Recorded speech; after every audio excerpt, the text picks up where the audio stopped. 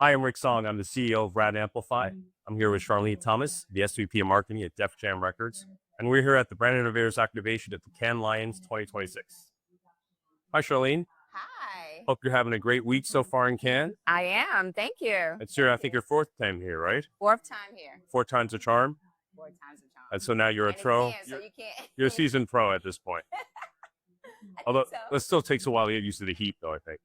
I mean, I want to say I think this might have been the hottest one so far. It's pretty, it's a two change day. Yes. It's a two change week. Definitely. So to kick off from your deep music experience, what's the difference between a brand licensing a song and a brand actually understanding the music culture? Well, licensing, from my perspective, when we get calls for a song to be licensed, it is with the hope that whoever's licensing has done the research and they want a particular artist and song that fits with whatever campaign they're doing. However, there becomes a difference if they didn't do that and it's not authentic and it's just like we want said name artist to be a part of a campaign or scored in a film or TV show, and it's just by the name. And as a marketer, the most important thing with a partnership, we want to make sure that there is some level of authenticity and it aligns. You don't want to, have a movie about romance comedy, and then the song is more of, high energy action pack. So I think that the difference between licensing and actually finding the right partnership is research, making sure there's alignment. And then even the third piece, making sure that we're addressing the consumer for whatever said thing that is being licensed, and the artist, that we're considering them so that we have like this mutually beneficial partnership. And to the point on authenticity, how does a marketer stay true to that authenticity when you're essentially sharing your IP, you're sharing your brand with partners for distribution and for promotion?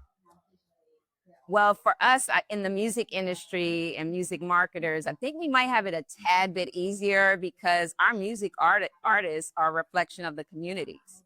They are the niche marketers. They come from different environments, different cultures, and their music is a representation either of a community or a moment in time or a feeling as a human being. There was a moment where trigger, and then you had all these songs that were involved that were related to being triggered, right? So they represent community or moments in time. And what you look to have is the partnership or an artist that can relay whatever the brand is trying to convey. And when you get that, that's where there's this synergy. So now you have the music artist that represents the community. You have a campaign and a marketer that is looking for a targeted demo or a certain community. And here you have this music artist or the song and the artist that can help you bring it all together. So for us, we have to be mindful of always keeping our eyes and our ears open to what's going on outside. I feel as a marketer, we can't get inundated with staying in the office, because then how am I supposed to tell you what you like, Right. or anyone else likes, right? I have to be outside, or, for lack of a better way of saying it, you have to be outside. Right. I can't tell you what people are dancing in the clubs if I don't go to a club. Right. I can't tell you what, when we're at the beauty salon or the barbershop, like, besides the barbershop chatter, like what's playing in the background if I'm not there. As much as we're in this digital and we're era and everything is about social media or just kind of the microwave and fast, we still have to remember there's still traditional marketing. We still are human beings. We're still going to grocery stores. We're still taking the train or public transportation to work. We're still going to clubs. And now even more, we can see live experiences are just being, if anything, that's where everything is at now, right? And consumers are saying we want that live experience. So we have to go out there and meet them. So the brand has to live within the culture. Yes. to be Yes. representing the culture. Yes. Well said. And on that note, it really feels like every brand wants to be part of hip hop culture these days. And given your deep experience in music and in the category, what does it look like when a brand partnership actually earns that value, that cultural value versus, just renting it for a campaign? So I've been a juror for several different entities, and when I look at some of the campaigns, you can tell when it was just like someone grabbed a moment and said, "Let's do said artist and said song for a campaign," because it was something that was the moment, as opposed to, did this really represent what we were doing? Like, if did we think from inception when we were doing this campaign, this is what we had in mind, or were we following the trend? Trends don't last but so long. And that's when, especially in this age of AI, consumers can tell when something's fake. You can feel it. I would say, like, in the last couple of weeks with the World Cup and all of the teams that are coming over to the US, and when they got off the plane and you saw these viral clips, right, of them coming through the airport and they were all uniformed, and even they're walking and marching the same, and you felt that essence. Yeah. Because it was authentic, it was real. You felt the culture and the pride from the different countries that were being represented. That's what you want to feel. You don't want to feel like it's a campaign and someone just threw a record on there. Yeah. Yeah. Well said. And I think relevancy for brands is cultural relevancy is paramount, right? Yes, yes. And so what, in your opinion, given your vast experience, is the difference between, staying relevant in culture as a brand versus just having a moment? It's, you have to have a mindset of your campaign is beyond that moment. It can't be transactional.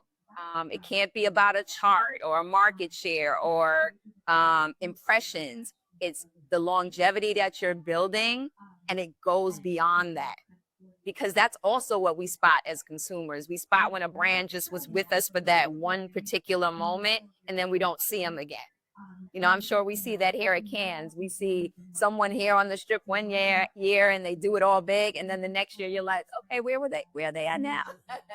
Right? So Well said. yeah, we don't want that. You want it in for the long haul, and then it helps us because that's what helps you become iconic. Is when you're part of the story. It's part of our lives. Like, if we look at Def Jam as a brand, it became a brand because it became a lifestyle. Yeah. It was immersed in just even more music, right? It comedy and old fashioned. It had all these different things. It became part of lifestyle. And I think that's why music works across so many different verticals, because it's never going to go anywhere. Right? We all have that song that is the soundtrack of our lives. That's right. So, there's that song that means something. The song you get up and you go to the gym to, the song that, just brings some kind of memory recall. It's not going to go anywhere. So that's why music is a perfect alignment for a lot of different brands and a lot of different industries, because it's just part of our identity. You could say really Def Jam has become ingrained into culture. It's become an institution in itself. Yes. So staying relevant has been its history, really. Yes, yes. I think they got that. I wasn't part of the company when it first started, but I think they got that at a very early age of the company, was to be ingrained. And how do we do it? Is by the same thing I said, all the traditional means. Let's show up everywhere that our consumer is at. And they did that. Right. And then the music also represented just certain eras. I meet a lot of people and were like, oh, when I was in college, that was my song that got me through. It just became that. It became a part of who we were. And then I feel like, especially for artists that are very passionate about their craft, that's what they're trying to do each time they make a record. They're trying to give you that song that is not only reflects whatever moment they're going through, but it identifies with you. And one thing I learned is in my studies for marketing is not only about perception, it's about resonating, and it's self-identity, right? So that's what we have to try to do as marketers as well.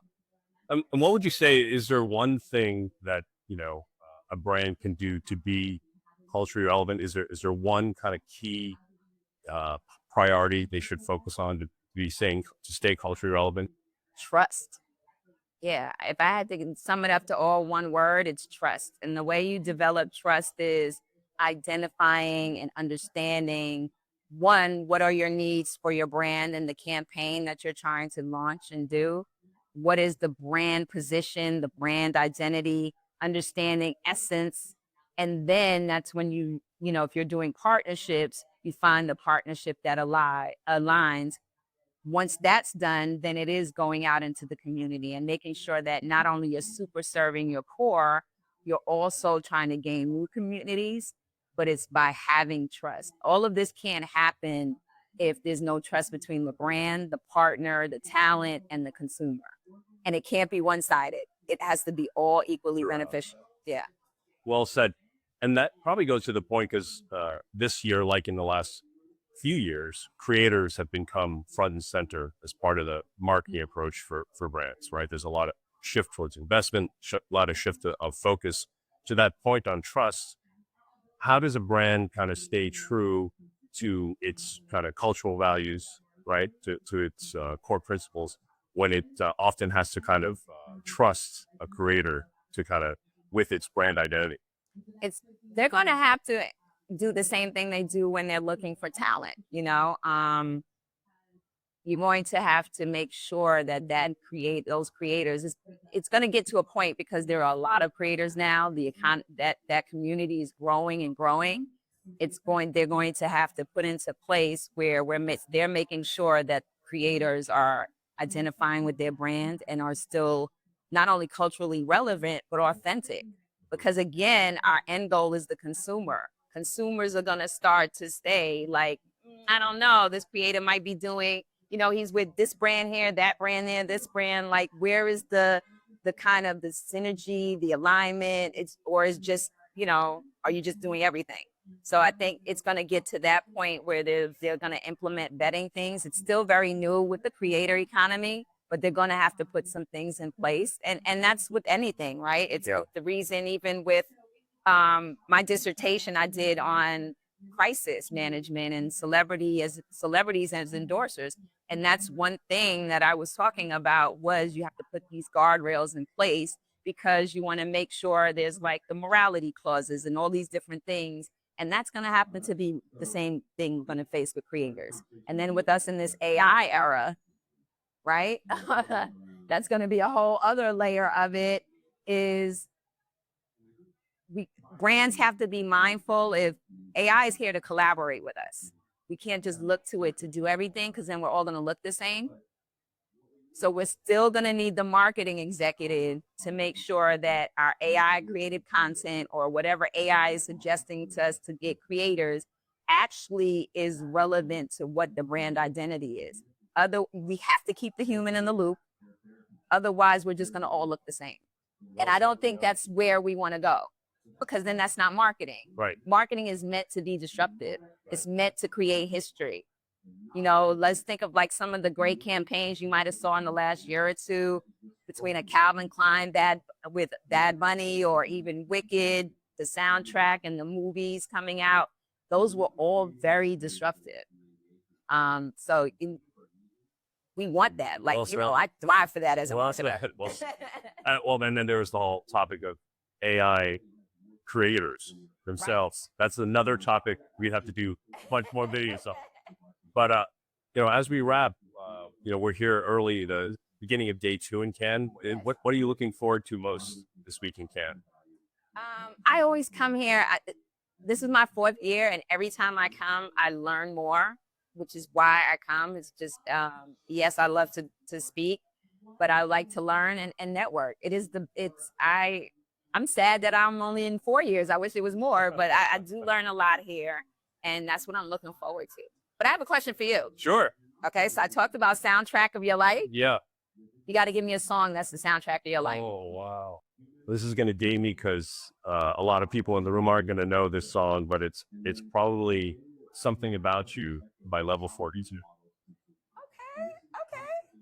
Do you know that song? I've heard it.